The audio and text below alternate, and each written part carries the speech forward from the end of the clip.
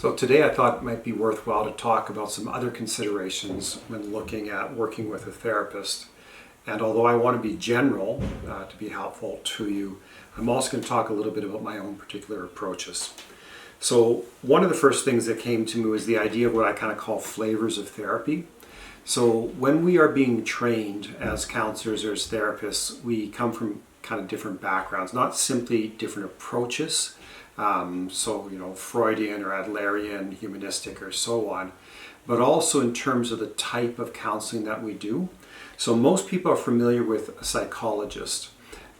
Different jurisdictions have governing bodies or legislation that surrounds how their particular types of professional mental health therapists work, how they're defined and so on. But most of them are required to have advanced degrees, so at least a master's degree, sometimes a doctorate. Oftentimes they will have to do something to go through licensure, which involves them having to take an exam. Psychologists are relatively highly trained, which is to say that they receive some training that some other kinds of counselors don't always have. So for instance, addictions counselors, sometimes addictions counselors can have a bachelor's degree and then have some other supplemental training that goes along with it. Whereas a psychiatrist is a medical doctor who works with mental health issues, and as such kind of tends to view things a little differently than I think most of the rest of us do as therapists. We don't tend to take a look at the body system with quite the intensity that psychiatrists do, looking at chemical and hormonal processes. Social workers are another kind of flavor. Social workers tend to look at structural realities in terms of trying to help people, helping people to access the help that they need, looking at agency work and things like that. And for myself, I'm a marriage and family therapist. And so marriage and family therapists often will talk about the idea that we are systems thinkers.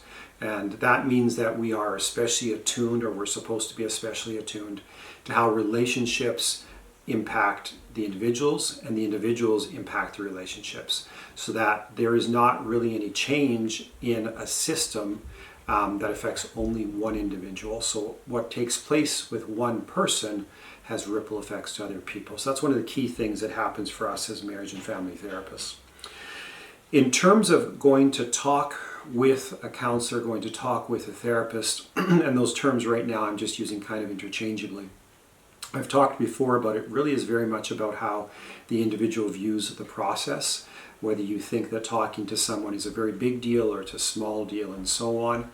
It is my view that for most people, good, healthy relationships with family, with friends, are sufficient to help them to have good mental health, good social, emotional health, relational health, and so on. That's not always the case. And again, if we're talking about just wanting help, from someone else, an outside independent voice, then it doesn't have to be that there's something significant taking place.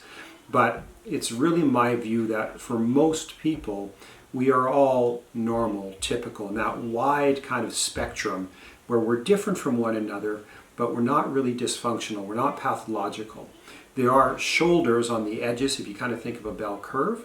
So there are individuals on either side of that, and there are difficulties that impact their lives that really kind of what we're looking at when we're talking about mental health and mental illness, which I'll talk about later on, is people who are having a difficult time in their social lives, in their career, personally and so on, so much so that they're really handicapped by something that's taking place. And that kind of is a general way of us saying that something is a mental health concern.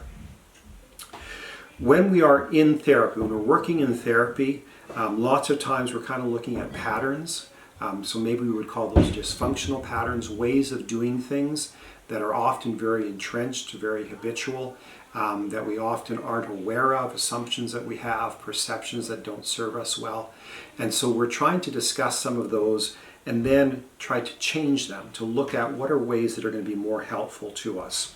So the whole process of counseling really requires effort and willingness for it to be successful. When I was thinking about this, I was thinking it requires honesty. It doesn't actually require absolute honesty. but it requires honesty. And perhaps that honesty grows over the process, and I think things work better and you're more successful, faster, and so on if there is greater honesty or appropriate honesty in the areas that are being looked at. But as I say, it's not necessarily the whole truth and nothing but the truth. In the process, I think what we are trying to do as counselors is we are both being supportive of those with whom we are working, as well as trying to challenge them. We're supporting because in most cases we're looking at helping with a deficiency, okay, with something that a person is struggling with. But we also want that person, and that person wants to not remain there. And so that requires effort, challenge, pushing. One of the metaphors that I use, and I think of a lot of metaphors in my work, because they're very helpful to me. I hope they're helpful to my counselors. But one of the metaphors that I think of that is a little bit strange is kind of the old-fashioned Play-Doh spaghetti factory. If you're familiar with that, you would put Play-Doh or like a clay substance into the container, and then you press on the lever and it pushes out noodle-like kind of ribbons of this Play-Doh. In order for it to work properly, you have to put pressure on that lever. At the same time, you can't hammer the lever. And to me, that's kind of an analogy of what we do in counseling.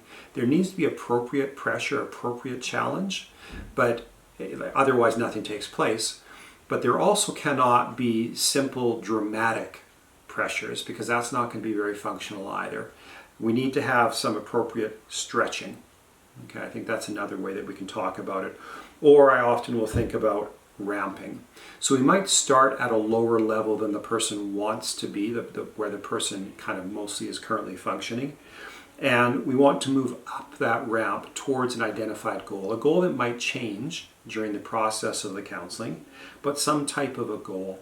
And again, there's support, encouragement, and challenge in that, because moving up that ramp is going to be difficult. Change really is a hard process for us. I think another way that often occurs to me is it's like being inside of a maze, where I really honestly believe that there's a way out of the maze that people come to me with. There's a way to make things better, even if it's not absolutely fully solved. But perhaps out of frustration, people often get kind of stuck. They don't know what to do. And so one of the benefits of working with a counselor is this is a person who is independent from the situation, who can care, but also has the ability to be detached. And that detachment is actually a strength. It helps us to be able to provide support without being so emotionally invested in it that at times we can actually become kind of paralyzed. So it really is a problem-solving process. And maybe the last thing that I wanted to talk a little bit about today was some reflecting that I was doing about kind of what we're trying to work on in counseling in a more general way. And I was thinking there's really, I think, three components to it. We're looking at attitudes, we're looking at knowledge, and we're looking at skills.